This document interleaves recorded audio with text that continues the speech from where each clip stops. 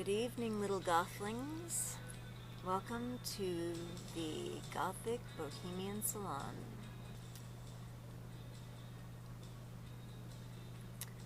Well, I have been rather ill for a few days, so I wanted to do a little catch-up to kind of, well, just show you some things that came in the mail and some things that I found in the Goodwill pile downstairs. We have a table downstairs that people put their stuff on that they don't want to take with them when they move, or just stuff they're getting rid of, which is really handy. And I love it, of course, because I always find stuff, and no matter where I look, apparently. So I found a few things. I'm going to turn this down, actually. But first, before I go through the things that I found, I'll show you a couple things that I just got.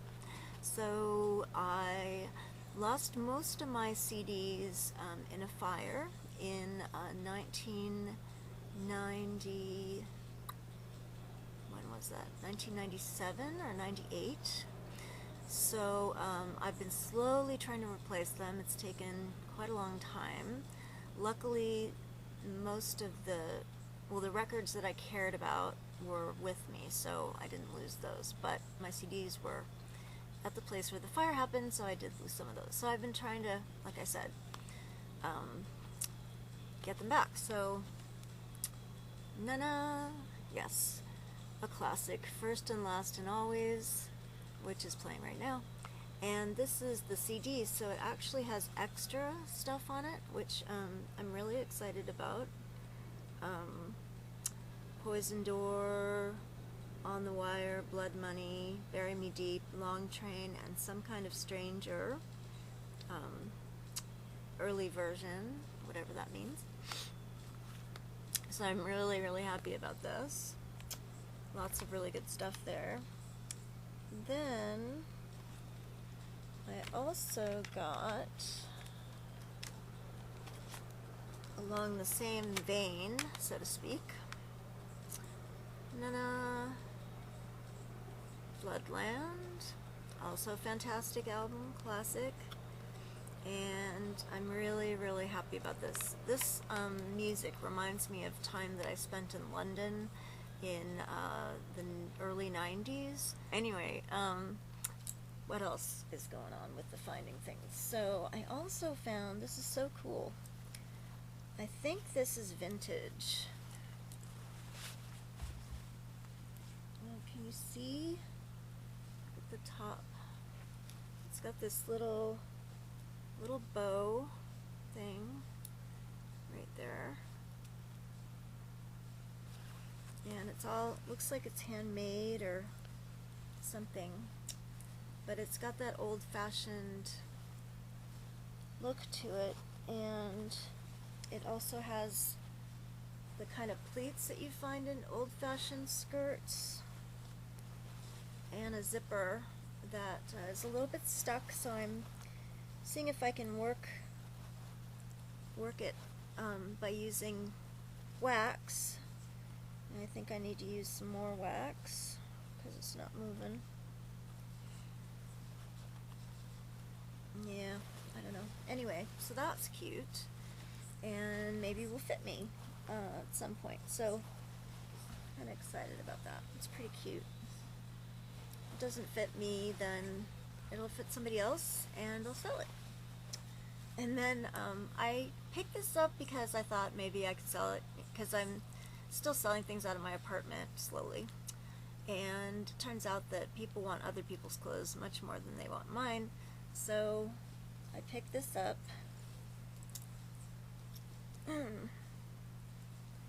Which would also be like a great summer little thing. It's got, I know it's blue, yuck. It's got little straps and this little thingy, over bodice bust thing, but it does have a little ruffle, and that's kind of cool.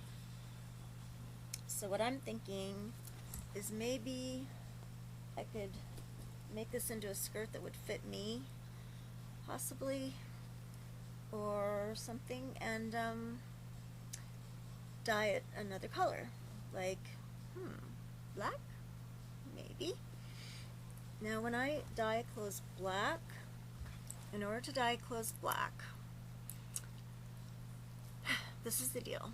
So you need to use liquid RIT dye, and you need to use double the amount that they suggest, double or triple even. So you want 2 or 3 of those bottles. Then the best way to dye is by filling your washing machine with hot water, turning it on until it fills itself with hot water, then turning it off so that it doesn't agitate or anything yet. You wet your item first with regular warm water, and then you put it in the washer with the dye.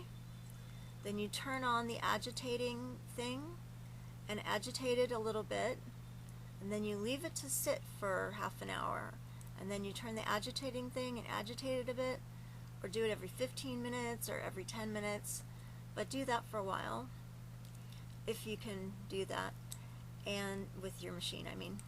And I usually do that for quite a while, and then I'll just leave the item in the solution overnight, and then in the morning I'll do it a little bit more, and then you just run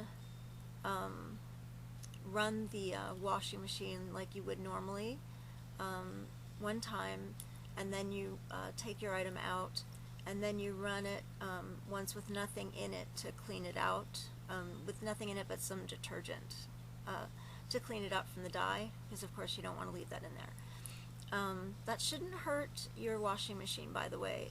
If like your mom or whatever says that you shouldn't do it because it's going to harm the washing machine, it really shouldn't do anything to it. And all you need to do is just make sure that you run that one washing cycle after you're done dyeing. Okay, the other option for dyeing stuff black is to do it on your stove top, and that gets a little more tricky because the most essential parts of dyeing are having enough dye, having enough agitation, and just having the colored solution get all through everything evenly and equally. So on your stovetop it's harder because, you know, usually you just have like a huge pot, and you can find them at yard sales or flea markets and stuff, just like the biggest stew pot or whatever that you can find. I mean, they make really, really big ones. I use a really big one.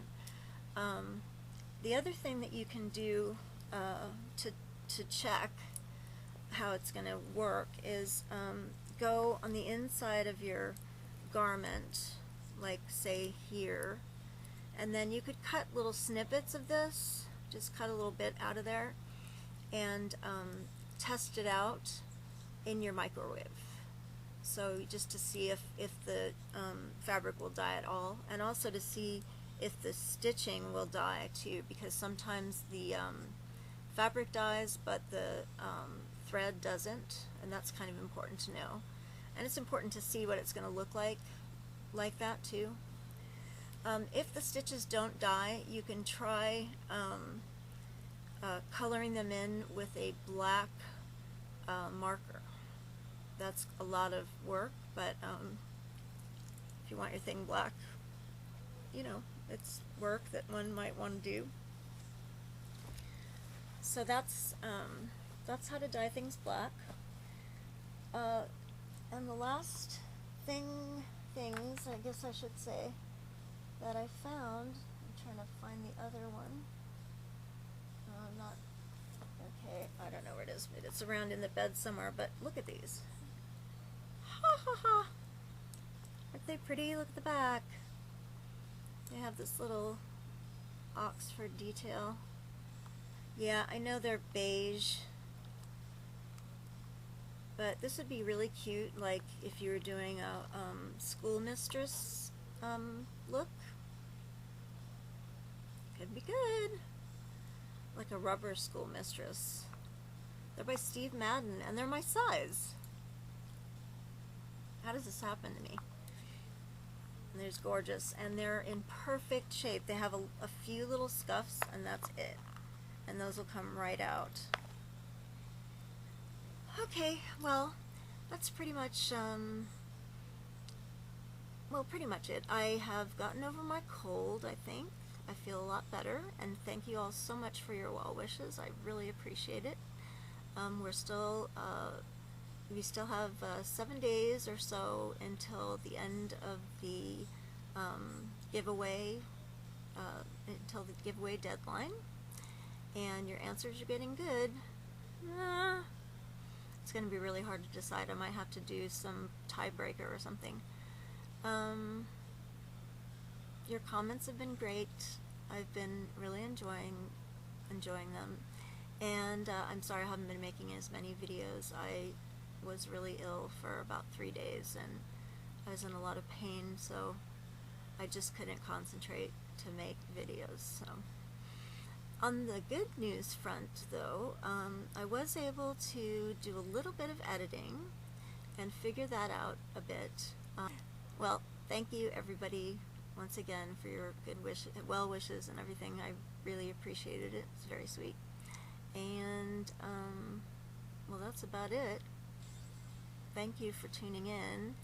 This has been the Gothic Bohemian Salon. Good night.